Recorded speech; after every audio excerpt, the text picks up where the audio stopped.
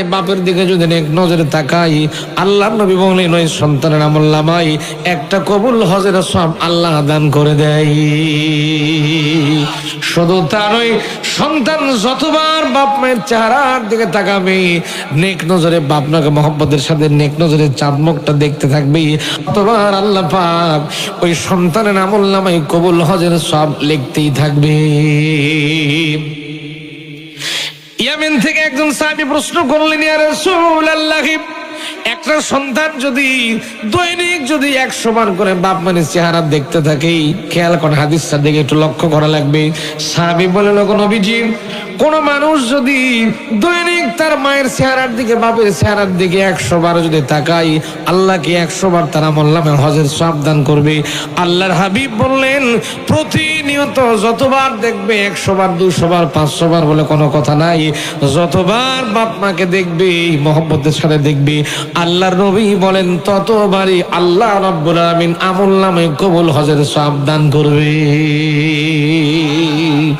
অথচ বাংলাদেশের মানুষ আমরা বাপ মায়ের কদর করতে জানি না, ঠিক না বলেন?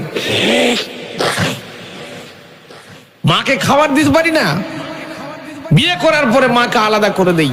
অনেক সংসারে আমি দেখেছি, আমার নিজের চোখে দেখা, বাপ 4টা-5টা সন্তান, অথচ বাপের ভাত সে ঘরে হয় না। আছে না নাই?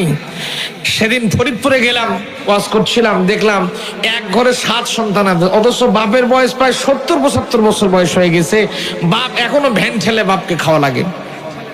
7টা ছেলে, অথচ বাপকে ভ্যান চালায় এখনো খাওয়া লাগে। চিন্তা করেছেন? অথচ এই সন্তানগুলো মায়ের খেদমত করতে পারলো না, বাপের খেদমত করতে যারা পারলো না, এরা মাহরুম হয়ে গেল। জি ভাইরা আমার, ইয়ামেন থেকে একজন মানুষ এসেছেন মদিনাতে, মদিনাতে এসেছেন ইয়ামেন থেকে, তার বয়স্ক বুড়ি মা কে কান্নে করে কোলের মধ্যে নিয়ে ঘুরতেছেন, আর মদিনার অলিতে গলিতে বলেছেন, আমি মায়ের হক আদায় করেছি, মায়ের হক আদায় করেছি। একজন সাহাবী ডাক দিলেন, তুমি কেমন হক আদায় করেছো? চলো আল্লাহর নবীর কাছে চলো, কেমন হক আদায় করেছো? সাহাবী বললেন, ইয়া রাসূলুল্লাহ, আমার এই বয়স্কা বৃদ্ধা মা হাঁটতে পারে না, চলতে পারে না, দাঁড়াতে পারে না, উঠে দাঁড়াতে পারে না, চলতে পারে না। আমার মাকে আমি হজের যত কার্যকলাপ আছে তাপ করে সাই করেছি, যা কিছু করা লাগে ইয়ামেন থেকে আমার মাকে আমার কাঁধের উপরে বহন করে নিয়ে চলে এসেছি। আমার মাকে বহন করে নিয়ে হজের মক্কা মদিনায়, হজের মক্কার মধ্যে হজের যা কার্যকলাপ থাকে, যত কিছু করা লাগে আমার মাকে আমি সব কার্যকলাপগুলো আমার কাঁধের উপর চড়াই করে দিয়েছি। তার মানে আমি তো মায়ের হক আদায় করে ফেলেছি। নবীজি আমার সঙ্গে সঙ্গে ঠোঁটটা নাড়া দিলেন, মুচকি একটু হাসে দিলেন, ডাকতে বললেন, সাহাবী রে, তুমি মায়ের হক আদায় করতে পারো নাই, মায়ের কোনো হক তুমি আদায় করতে পারো নাই। তোমার বুকের, নিজের বুকের চামড়া দেয়া যদি তোমার জনম দুঃখিনী মায়ের জন্য যদি পায়ের জুতা বানায় দাও, তারপরেও মায়ের একটা দিনের হক আদায় করতে পারবা না। চিন্তা করেছেন? আল্লাহর হাবিব বলেন, সাহাবী রে, একটা দিনের হক তুমি আদায় করতে পারবে না। মাঝে কি কষ্ট করেছো তোমার জন্য, তুমি কি ভেবেছো? আল্লাহর নবীর হাদিস, মুসলিমের বর্ণনা, মেডিকেল সায়েন্স প্রমাণ করছে, মায়ের পেটের মধ্যে যখন বাচ্চা আসে, মা যে কি কষ্ট করে, দুনিয়ার কেউ কিন্তু মায়ের কষ্ট বুঝতে পারে না। এত কষ্ট করে মা সন্তান ধারণ করে, মায়ের পেটের মধ্যে যখন সন্তান আছে, 7টা মাস বয়স যখন জনম দুঃখিনীর পেটের মধ্যে, আমরা যখন 7 মাস বয়স হয়ে যাই, মায়ের পেট আর বাড়ে না, সন্তান বেশি বাড়তে থাকে, মায়ের পেট কিন্তু আর বড় হয় না, সন্তান কিন্তু বাড়তে থাকে, সন্তানের আয়তন কিন্তু বাড়তে থাকে, সন্তানের দেহের মধ্যে রুহুটা ফুৎকার হয়ে যায়, সন্তান কিন্তু নাড়াচাড়া করতে থাকে, পেটের মধ্যে ফুটবল খেলে, কথা হয় না। মায়ের পেটের ভিতরে সন্তান বারবার নাড়াচাড়া দিতে থাকে, মায়ের পেটটা যখন আর বড় হয় না, মেডিকেল সায়েন্স বলছে এবং আল্লাহর হাবিব বলেন, ওই সন্তানটাকে সঙ্গে সঙ্গে আমার আল্লাহ রাব্বুল আলামিন মায়ের যেখানে কলিজা সেটিং করা থাকে, সেই জায়গাতে মায়ের কলিজার সঙ্গে সন্তানের 2টা পাকা আল্লাহ সেট করে দেয়। ভাইরা আমার, বিশ্বনবী বলেন, ও আমার সাহাবীরা, কান খুলে শুনে রাখো, তোমাদের জনম দুঃখিনী মা পেটের মধ্যে যখন তোমরা ছেলে, এক একটা সন্তান কমপক্ষে হলেও এক একটা মায়ের কলেজার মধ্যে 4,500 বার লাথি মারে। এত কষ্ট সহ্য করে জনম দুঃখিনী মা, কষ্ট সহ্য করে শুধু তা নয়, মা যখন প্রসব বেদনায় যখন ঘরের মধ্যে ঢুকে যায়, আমার ভাইরা গরু জবাই করলে যেমন করে রক্ত ফিনকে দিয়ে বের হতে থাকে, একটা মা যখন ডেলিভারি করে সন্তান যখন প্রসব করতে যায়, মায়ের তেমন রক্ত পড়ে যায়। মেডিকেল সায়েন্স বলতেছে সন্তান যখন মায়ের পেট থেকে যখন ডেলিভারি হয়ে যায়, একটা মানুষের হিউম্যান বডির মধ্যে রক্ত থাকে প্রায় 3 থেকে 3.5 বা 4 কেজির মতো রক্ত থাকে। কিন্তু সন্তান প্রসব করতে গিয়ে একটা মায়ের শরীর থেকে রক্ত পড়ে যায় প্রায় 3 কেজিরও বেশি। চিন্তা করেন, এত রক্ত পড়ে যায়। গরু জবাই করলে যেমন রক্তের বন্যা বয়ে যায়, ঠিক তেমন করে মায়ের রক্তে গোটা শরীরটা, গোটা এলাকাটা, গোটা যেখানে মা প্রসব করে সেই জায়গাটা রক্তে পরিণত হয়ে যায়। ঠিক কিনা বলেন? এখন মা বেঁচে থাকবে কেমন করে? আল্লাহ বলেন, আমি মাকে, তোমার ওই মাকে আমি আল্লাহ বাঁচাই রাখে, যখন আল্লাহু আকবার। এবং মায়ের আমলনামায় আমি আল্লাহ সওয়াব দান করতে থাকি। মায়ের বুকে যখন একটা বারে দুধে যখন একটা চোষণ মারে, একটু চোষ দেই, আল্লাহ বলেন এক একটা মৃত প্রায় মানুষকে জীবিত করলে যেরকম সওয়াব হয়, আমি আল্লাহ মায়ের আমলনামায় সেরকম সওয়াব দান করে দেই। প্রিয় ভাইরা আমার, অথচ সে মাকে আমরা মায়ের খেদমত করতে পারি না, মায়ের ভালো মতো খেদমত করতে পারি না, বাপের খেদমত করতে পারি না। অনেক মানুষ আমরা আছি, মা যখন পেশাব পায়খানা করে, বাপ যখন পেশাব পায়খানা করে দেয়, মাঝে মাঝে চিন্তা করি বুড়াটা মরে না কেন, বুড়ি মরে না কেন। অথচ এই বুড়া বুড়ি আপনার জন্য সবসময়ের জন্য দোয়া করতে থাকে। আপনি যখন বাড়ির বাইরে থাকেন, বাড়ির বাইরে যখন থাকেন, এই বুড়া বুড়ি কিন্তু আপনার কাছে হাত তুলে আল্লাহর কাছে বলে, ও মালিক আল্লাহ, আমার সন্তান বাড়ির বাইরে গেছে, আল্লাহ গো আমার ছেলেটা বাড়ির বাইরে আছে, বাড়ির বাইরে অপেক্ষা করছে, রাত ভারী হয়ে গেছে, আমার ছেলেটা কেন ফিরে না? আপনি মাকে ভালো চোখে দেখেন না, মায়ের প্রতি সদাচরণ করেন না, মায়ের প্রতি ভালো ব্যবহার করেন না। কিন্তু এই বুড়া বুড়ি কিন্তু জনম দুঃখিনী মা আপনার জন্য রাত জেগে জেগে আল্লাহর কাছে দোয়া করতেই থাকে। আর জনম দুঃখিনী মা বাপ যখন হাত তুলে আল্লাহর কাছে দোয়া করে, ওই দোয়াটা সরাসরি 7 আসমান ভেদ করে আমার মালিক আল্লাহ রাব্বুল আলামিনের আরশ আজিম পর্যন্ত বাপের দোয়া পৌঁছে যায়। দোয়া করতে দেরি, দোয়া মঞ্জুর হতে দেরি। একটা ঘটনা বলে সহজে বুঝতে পারবেন। আল্লাহর একজন ওলি ছিল হযরতে জুরাইজ রাহমাতুল্লাহ আলাইহি। কি নাম বললাম? এটা কথা কোন রে বা, কি নাম? জুরাইজ রাহমাতুল্লাহ আলাইহি। তিনি একজন আল্লাহর আবেদ ছিলেন, একজন বান্দা ছিলেন। ইমাম বুখারী রাহমাতুল্লাহ আলাইহি তার একটা কিতাব লিখেছেন আল আদাবুল মুফরাদ। এই কিতাবের মধ্যে ঘটনাটা এসেছে, হযরত জুরাইজ রাহমাতুল্লাহ আলাইহি সিয়ামুন নাহারে কিয়ামুল লাইল করতেন।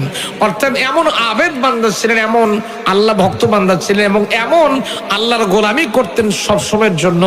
তিনি দিনের বেলায় রোজা রাখতেন আর রাতের বেলায় কিয়ামুল লাইল করতেন, সারা রাত নামাজ পড়ে পড়ে কাটায় দিতেন। এরকম একজন আবেদ বান্দা ছিলেন, খুব ভালো একজন মানুষ ছিলেন তিনি। হযরত জুরাইজ রাহমাতুল্লাহ আলাইহি একদিন চিন্তা করলেন যে আমার এলাকায় থেকে, বাড়িতে থেকে আমার ইবাদত করতে কষ্ট হচ্ছে, আমার ঝামেলা ফিল করছি, আমি এলাকায় থাকবো না, বাড়ির বাইরে গিয়ে কোথাও অন্য কোথাও গিয়ে আমি ইবাদত করা শুরু করব। এই প্ল্যান হযরত জুরাইজ রাহমাতুল্লাহ আলাইহি করলেন। করার পরে তিনি বাড়ির থেকে বের হলেন। তার একটা বয়স্ক মা ছিল, বৃদ্ধা মা ছিল। মায়ের দোয়া যে কেমনে কবুল, আল্লাহু আকবার, আল্লাহু আকবার কর। প্রিয় ভাইয়ের আমার, মায়ের দোয়া কবুল, আল্লাহ কাছে দোয়া করলেই দোয়া মঞ্জুর হয়ে যায়। হযরত জুরাইজ রাহমাতুল্লাহ আলাইহির জন্য মা দোয়া করলেন। কি দোয়া করলেন দেখেন। হযরত জুরাইজ মায়ের কাছ থেকে বিদায় নিয়ে চলে গেলেন, বলেন মা আমি আর বাড়িতে থাকবো না, এলাকা ছেড়ে দিয়ে লোকালয় বাদ দিয়ে অন্য জায়গায় আমি ইবাদত করা শুরু করব। চলে গেলেন জঙ্গলে। যার পরে তিনি ছোট্ট একটা কুঠির তৈরি করেন, ছোট্ট একটা বেড়া খড়কুটো দিয়ে একটা ঘর বানালেন, সেখানে তিনি ইবাদত করা শুরু করলেন। এইদিকে মা জুরাইজের জন্য কাঁদতে কাঁদতে পাগল প্রায় হয়ে গেল। জুরাইজ জুরাইজ বলে চিল্লাতে থাকলো যে আমার ছেলে জুরাইজকে তোমরা কি কোনো খবর দিতে পারো? বিভিন্ন যাকে পায় তাকে ধরে ধরে বলে আমার ছেলে জুরাইজের কোনো খবর তোমরা কি দিতে পারো? কেউ খবর দিতে পারে না। মা কাঁদতে কাঁদতে মায়ের চোখ দুটো মনে অন্ধ প্রায় হয়ে গেছে। সম্মানিত মায়েরা আমার, একদল কাফেলা ওই জঙ্গলের ভিতর দিয়ে জুরাইজ রাহমাতুল্লাহ আলাইহিকে ইবাদত করতে দেখেছেন। জুরাইজ ইবাদত করছিলেন, ইবাদত করা অবস্থায় হযরত জুরাইজ রাহমাতুল্লাহ আলাইহি ইবাদত করছিলেন। এই দৃশ্য দেখে তারা লোকালে যখন চলে আসলো, কমিউনিটিতে চলে আসলো, পাবলিক কমিউনিটি লোকালে যখন চলে আসলো, আসার পরে এই কাফেলার সঙ্গে জুরাইজ রাহমাতুল্লাহ আলাইহির মায়ের সঙ্গে সাক্ষাৎ হয়ে গেল। আল্লাহর ওলি জুরাইজের মা তখন ডাকতে বলল, তোমরা কি আমার সন্তান জুরাইজকে তোমরা কি দেখেছো নাকি? লোকগুলো বলে, হ্যাঁ মা, ওগো বুড়িমা, আপনার সন্তান জুরাইজকে আমরা দেখেছি। অমুক জঙ্গলে ইবাদত করতে দেখতে সব সময় সে ইবাদতের মধ্যে মশগুল থাকে। অমুক জঙ্গলের মধ্যে আপনার ছেলে আছে, যান চলে যান। জুরাইজের মা সন্তানের খবর যখন পাই, মায়ের সঙ্গে মায়ের কলেজের সঙ্গে সন্তানের কলেজের একটা ইফেক্ট আল্লাহ রেখে দিয়েছেন। সন্তান যেখানে বিপদে পড়ুক না কেন, দুনিয়ার কেউ বুঝতে না পারলেও জনম দুঃখিনী মা কিন্তু ঠিকই জানে। ঠিক না বলেন?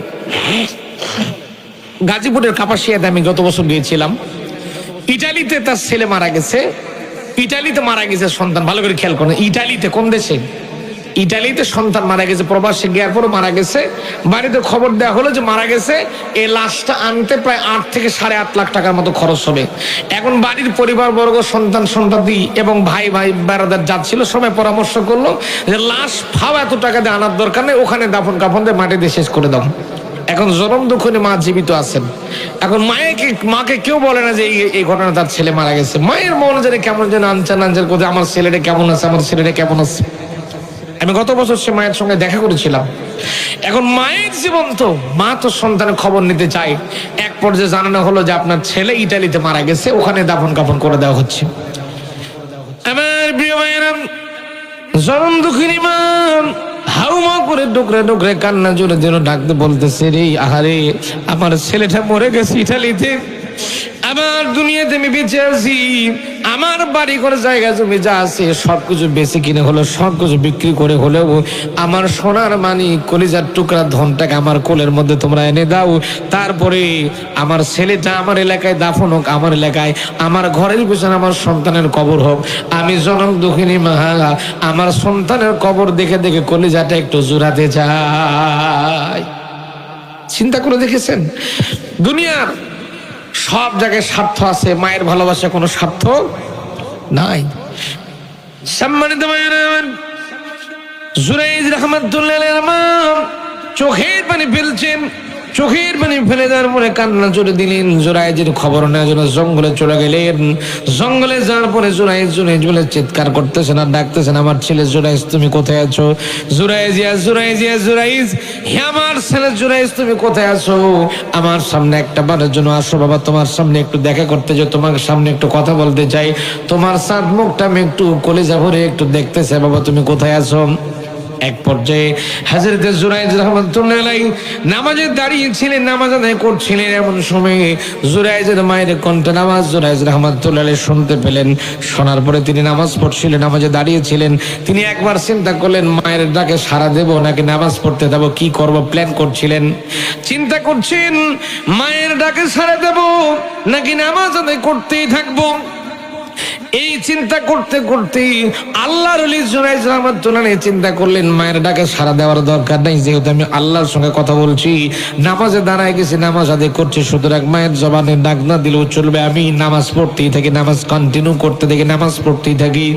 এক পর্যায়ে জুরাইজ রাহমাতুল্লাহ আলাইহি যখন নামাজ পড়তেই থাকলেন, জনম দুঃখিনী মা জুরাইজের যখন কোনো খবর পেলেন না, চতুর্দিকে খোঁজ খবর করে জুরাইজকে যখন কোথাও পেলেন না, মা তখন একটা বদদোয়া করলেন জুরাইজের জন্য। চট করে মায়ের মুখ থেকে একটা বদদোয়া বের হয়ে গেল, আল্লাহ গো, যে ছেলেটা আমাকে মহব্বত করলো না, যে ছেলেটা আমার জন্য ভালোবাসা দেখালো না, যে ছেলেটা আমার কথা শুনলো না, আমি তাকে দেখার জন্য জঙ্গলে গেছি, যে ছেলেটা আমার সামনে এলো না, আল্লাহ তোমার কাছে দরখাস্ত করলাম, মালিক, খারাপ চরিত্র, নষ্ট চরিত্র, নষ্টা মহিলা, অর্থাৎ খারাপ মহিলাকে না দেখায়া যান, আমার সন্তান জুরাইজের মওত তুমি দিও না।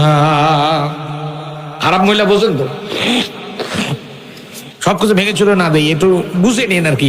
খারাপ চরিত্র, নষ্ট মহিলা, একে না দেখায়া আমার সন্তান জুরাইজের যেন মওত দিও না, এর সাথে যেন খারাপ একটা কিছু ঘটে আমার সন্তানের লাইফে যেন একটু ঘটে, তাছাড়া যেন এর মওত দিও না।